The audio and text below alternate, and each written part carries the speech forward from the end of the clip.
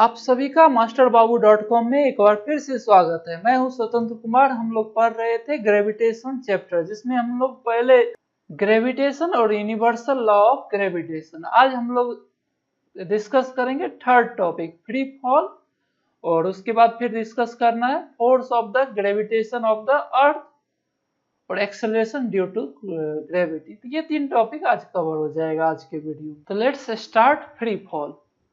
Let us try to understand the meaning of free fall by performing this activity. Take a stone, throw it upward. It reaches a certain height and then it starts falling down. Simple activity है। एक ball को लेकर के हमको क्या करना है, ऊपर की तरफ फेंकना है। ऊपर की तरफ यदि फेंकेंगे तो ये बॉल क्या होगा, ऊपर जाएगा, एक हाइट तक जाएगा। तो हाइट तक पहुंचने के बाद ये रुक करके फिर से क्या होगा,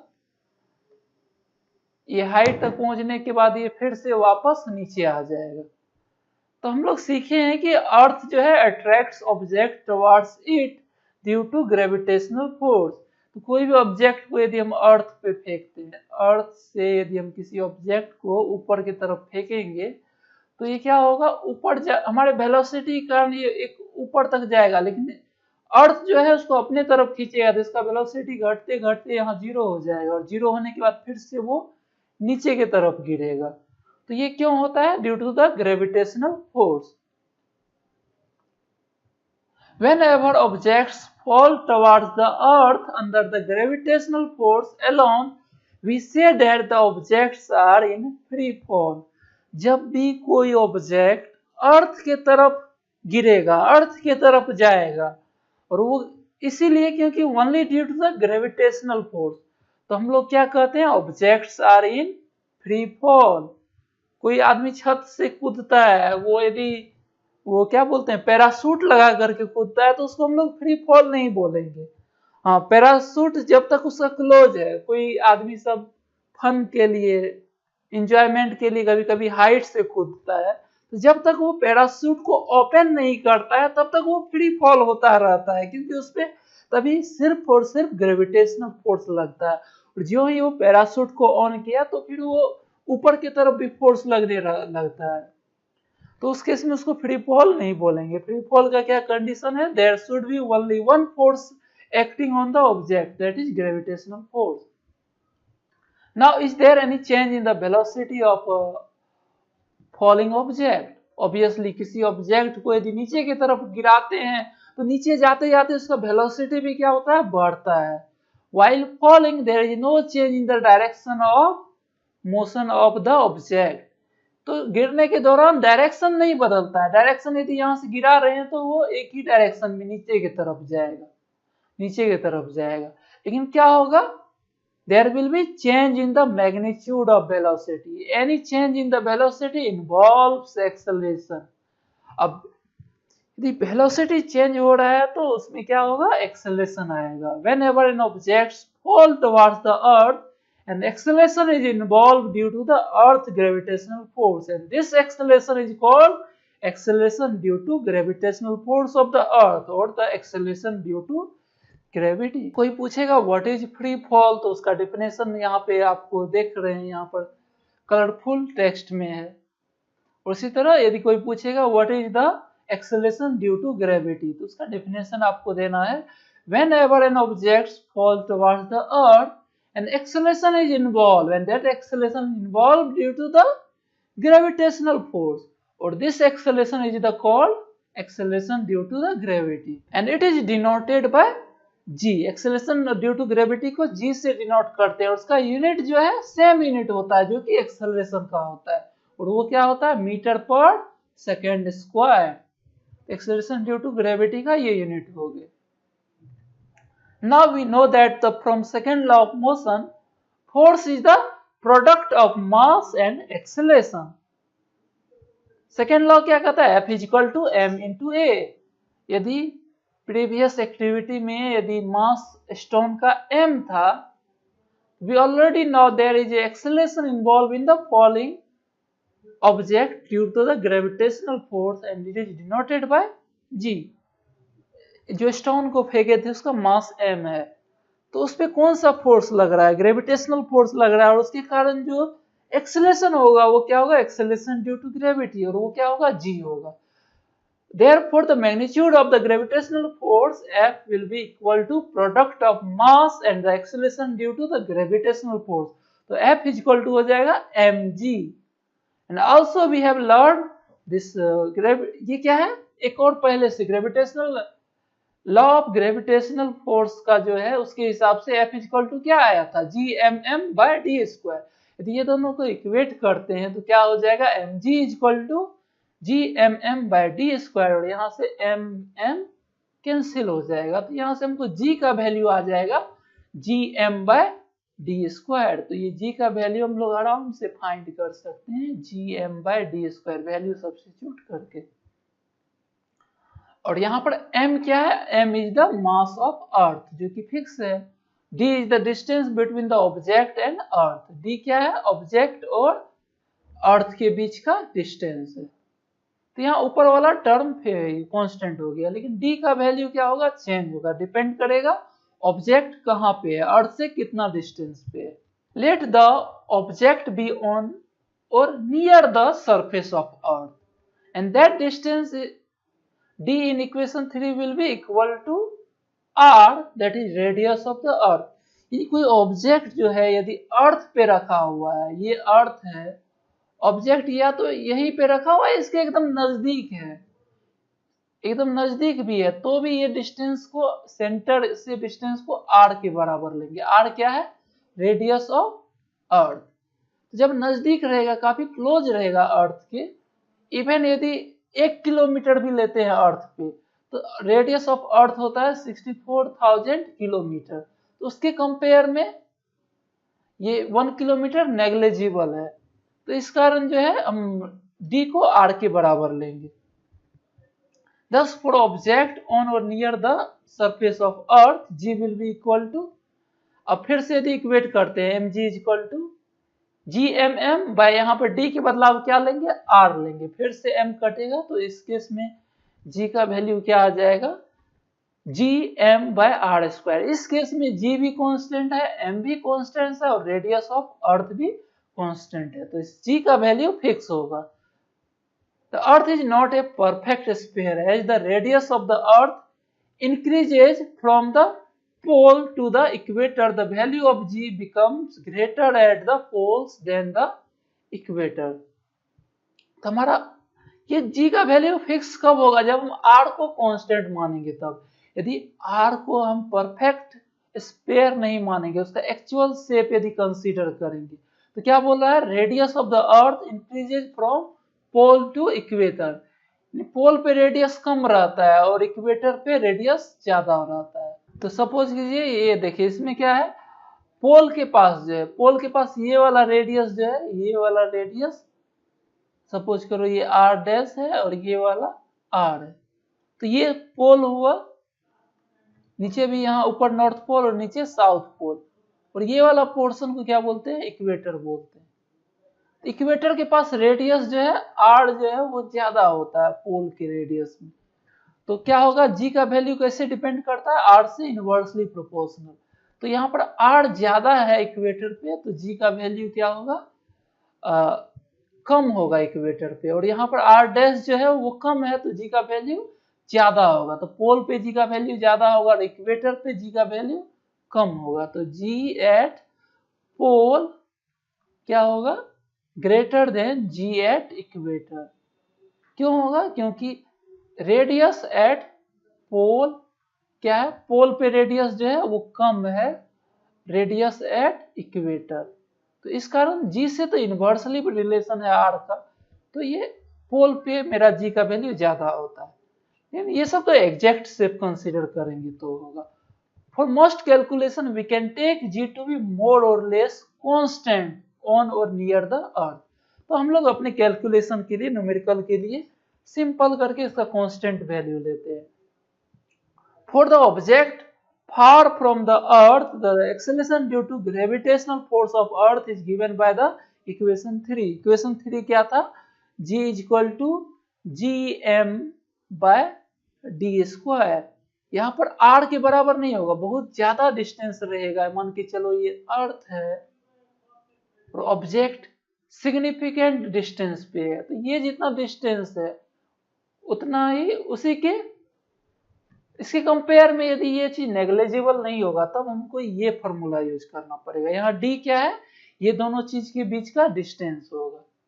और ये वाला आर किसके लिए है, जब ऑब्जेक्ट जो है एकदम अर्थ के पास ही रहे, तो इस केस में जो है आर और डी लगभग लगभग क्या होगा, सेम ही होगा। ये यहाँ तक होगा आर और डी यहाँ से यहाँ तक होगा। लेकिन इस केस में हम लोग ये फॉर्मूला यूज नहीं करेंगे। ये फॉर्मूला यूज करना है जब मेरा ऑब्जेक्ट जो है अर्थ के नजदीक हो या अर्थ पे रखा हुआ हो। यदि कुछ दूरी पे रहेगा तो हम लोग ये फॉर्मूला यूज करेंगे। अब to calculate the value of G, अब जी का वैल्यू क्या होगा, to calculate the value of g we should put the value of g, m and r in equation 4, namely g क्या है, यूनिवर्सल गैस कांस्टेंट, m क्या है, mass of earth, r है radius of the earth. तो इसमें यदि value substitute करेंगे तो आ जाएगा 9.8 मीटर पर सेकेंड स्क्वायर। तो ये g का वैल्यू बहुत ही इंपॉर्टेंट है, न्यूमेरिकल में हम लोग ये यूज करते हैं, आगे चल करके तो और भी यूज होगा। g का वैल्यू 9.8, कभी कभी सिंपलिसिटी के लिए 10 मीटर पर सेकेंड स्क्वायर भी लेते हैं जी का value. Value of ji that is acceleration due to gravity is 9.8 metre per second square. अब है motion of object under the influence of gravitational force of the अर्थ। किसी object का motion किस तरह से होगा ग्रेविटेशनल फोर्स के रिस्पेक्ट में, यानी उसका इक्वेशन क्या होगा। Let us do an activity to understand whether all objects, hollow or solid, big or small, will fall from a height at the same rate. तो अभी एक्टिविटी क्या करना है कि हम लोग कुछ ऑब्जेक्ट लेंगे और देखेंगे, उसे कंक्लूड करेंगे कि अलग अलग शेप है, अलग अलग साइज है, अलग अलग वेट है, तो उसका क्या इफेक्ट होगा। तो take a sheet of paper and stone, drop them simultaneously from the first floor of a building. Observe whether both of them reaches the ground simultaneously. छत पे जाओ और एक पेपर को और एक पत्थर को गिराओ। We will see the paper reaches the ground little later than the stone. Stone सीधा गिर जाएगा और पेपर जो है अपना झूलते हुए झूमते हुए नीचे आएगा। तो क्या देखेंगे, स्टोन जो है जल्दी से नीचे आ गया। And this happens because of air resistance. Air offers resistance due to friction of the motion of the falling object, and the resistance offered by air to the paper is the more than the resistance offered by the stone. तो क्या होता है ना, हवा अपना resistance पैदा करता है और वो रेसिस्टेंस जो है पेपर में ज्यादा लगता है। रेसिस्टिव फोर्स जो है, रेसिस्टेंस जो है, मोशन का अवरोध जो है वेपर के केस में ज्यादा होता है कंपेयर टू स्टोन। यही एक्सपेरिमेंट एक क्लोज ग्लास जार में हम करेंगे जहां पर एयर नहीं है। एयर रहता है तो वो रेसिस्टेंस पैदा करता है, यदि एयर नहीं है तो हम लोग क्या देखेंगे, पेपर और stone fall at the same rate. देखेंगे दोनों सेम टाइम में नीचे पहुंचा है तो उसका रेट ऑफ मोशन सेम होगा। We know that an object experiences acceleration during the free fall. And from equation 4, the acceleration experienced by the object is independent of its mass. And this means that the object, hollow, solid, big, small, should fall at the same rate. Equation 4 जो था वो क्या था, G is equal to Gm by R square. तो यहाँ पर तो mass of earth है ये m, R क्या है, रेडियस ऑफ अर्थ, और g का वैल्यू ग्रेविटेशनल कांस्टेंट, वो तो कांस्टेंट ही रहता है। तो ओवरऑल g का वैल्यू कांस्टेंट है ना, it doesn't depend on mass. Mass पे तो, मास ऑफ ऑब्जेक्ट जो स्मॉल m है उस पे तो ये डिपेंड कर ही नहीं रहा है। जब उसका डेरिवेशन आप देखे होंगे, mg इज इक्वल टू था gm बाय r स्क्वायर, तो mm कट गया था तो g जो है m पे डिपेंड किया ही नहीं, तो मास से इंडिपेंडेंट है। तो ऑब्जेक्ट चाहे भारी हो, हल्का हो, किसी भी शेप साइज का हो, it is independent of mass and even shape से भी इंडिपेंडेंट होगा। लेकिन वो कब होगा, जब बाहरी कोई फोर्स नहीं हो, सिर्फ और सिर्फ क्या हो, ग्रेविटेशनल फोर्स हो। वो सिचुएशन कब होगा, जब चारों ओर एयर नहीं रहेगा, यानी वैक्यूम पे यदि हम क्रिएट करेंगे तो। और एक according to a story, Galileo dropped different objects from the top of leaning tower of Pisa in Italy to prove the same. Galileo जो है यही चीज प्रूव करने के लिए पीसा जो कि इटली में है उसमें लीनिंग टावर से अलग अलग ऑब्जेक्ट को गिराता था। As g is constant near the earth, all the equation for the uniformly accelerated motion of the object become valid with the acceleration a replaced by g। हम लोग जब पढ़े थे इक्वेशन ऑफ मोशन, तो वो इक्वेशन ऑफ मोशन जो आया था वो किसके लिए वैलिड था, फॉर यूनिफॉर्म एक्सेलरेशन। और acceleration due to universe, acceleration due to gravity भी क्या है, वो यूनिफॉर्म होता है, कांस्टेंट होता है। तो ये इक्वेशन जो है, ये तीन इक्वेशन हम लोग यूज कर सकते हैं इस केस में भी। Motion of object under the gravitational force, उसमें भी ये इक्वेशन यूज कर सकते हैं। यहाँ पर ए का वैल्यू किससे रिप्लेस करना पड़ेगा, जी से। सारे इक्वेशन में ए का वैल्यू किससे रिप्लेस कर देंगे, ए के वैल्यू को यदि हम लोग जी से रिप्लेस कर देंगे तो ये सारा इक्वेशन हम लोग को यूज आ सकता है। और यहाँ पर पता ही है u भी क्या है, u इनिशियल वेलोसिटी और v फाइनल वेलोसिटी है, और s जो है डिस्टेंस इन टाइम t। लेकिन एक चीज ध्यान रखना, ये इक्वेशन जब हम अप्लाई करेंगे तो एक्सेलरेशन का वैल्यू जो g सब्स्टिट्यूट करेंगे 9.8, वो g का वैल्यू पॉजिटिव लेंगे जब ऑब्जेक्ट जो है क्या हो, ऑब्जेक्ट का मोशन g के डायरेक्शन में हो, फोर्स के डायरेक्शन में हो। तो ये जनरल है, एक्सेलरेशन का वैल्यू हम लोग पॉजिटिव लेते हैं जब motion of body is in the direction of acceleration, वही एक्सेलरेशन के अपोजिट लगेगा तो क्या होगा, निगेटिव लेना है ए का वैल्यू। यदि बॉल को ऊपर की तरफ फेंके तो जी हमेशा किधर लगेगा, अर्थ के तरफ। तो मोशन ऊपर की तरफ है और जी नीचे की तरफ है तो जी का वैल्यू निगेटिव लेंगे। वही ऊपर से कोई बॉल को यदि ड्रॉप करते हैं तो मोशन इस डायरेक्शन में और जी का डायरेक्शन भी यही है, तो इस केस में जी का वैल्यू पॉजिटिव लेंगे। तो एक एग्जांपल देखते हैं, एक कार जो है वो ग्राउंड पे गिर गया है उसका, और वो टाइम ग्राउंड पे पहुंचने में 0.5 सेकेंड ले रहा है और जी का वैल्यू दिया हुआ है। What is speed on which it strike the ground, what is the average speed during time 0.5 second, how high is the ledge from the ground, height क्या है जहां से वो गिरा है। तो ये गिवन डाटा हो गया। एक्सेलरेशन अब ये है कि चूंकि ऊपर से गिर रहा है और तो मोशन जो होगा उसका एक्सेलरेशन के डायरेक्शन में होगा तो हम लोग पॉजिटिव लेंगे। अब हम लोग यूज करेंगे v equal to u plus a t equation.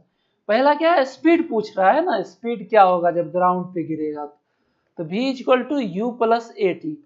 चूंकि जहां से गिरा है वहां इनिशियल स्पीड क्या होगा, रेस्ट से गिरा होगा तो u 0 हो गया। तो v का इक्वेशन हो गया v equal to a t, और a पता है और टाइम पता है, वैल्यू सब्स्टिट्यूट करेंगे तो फाइनल वेलोसिटी आ जाएगा 5 मीटर पर सेकेंड। अब एवरेज वेलोसिटी का फॉर्मूला हम लोग पढ़े हैं, for uniform acceleration average acceleration equal to u plus v by 2। ये एवरेज एक्सेलरेशन का फॉर्मूला हो गया, और u क्या हो गया 0, और v अभी निकाले हैं 5, तो 5 प्लस 0 बाय 2 यानी क्या हो जाएगा 2.5। अब हम लोग निकालेंगे how high is the ledge from the ground, height निकालना। तो मतलब किसी किनारा से ऐसे इस तरह से, यहाँ पर एक क्या था, कार था, ये कार था, ये कार यहाँ से ड्रॉप हो गया था। तो पहले तो हम लोग क्या निकाले, यहाँ पहुंचते यहाँ u क्या हो गया 0 हो गया, यहाँ v फाइंड किए 5 metre per second. Average speed पूछा तो u प्लस v बाय 2 कर दिए, फॉर्मूला था। अब हम लोग को ये हाइट निकालना, हम लोग ये हाइट निकालेंगे। तो हाइट के लिए फॉर्मूला क्या यूज करेंगे, s equal to u t plus half a t square. We are using only the equation of motion, जो सीखे थे वही यूज कर रहे हैं। और यहाँ पे इनिशियल वेलोसिटी 0 है, एक्सेलरेशन पता है, टाइम पता है, तो डिस्टेंस आ जाएगा। डिस्टेंस कितना आ जाएगा 1.25 मीटर, 10 तो सारा जो पूछ रहा था हम लोग निकाल लिए इस तरह से। तो न्यूमेरिकल जब भी इस तरह का रहेगा तो हम लोग इक्वेशन ऑफ मोशन लिखेंगे और देखना है कि कौन सा हम लोग को यूज करेंगे। गिवन डाटा देखेंगे और क्या फाइंड करना है, तो उससे हम लोग डिसाइड करते हैं कौन सा इक्वेशन यूज करना।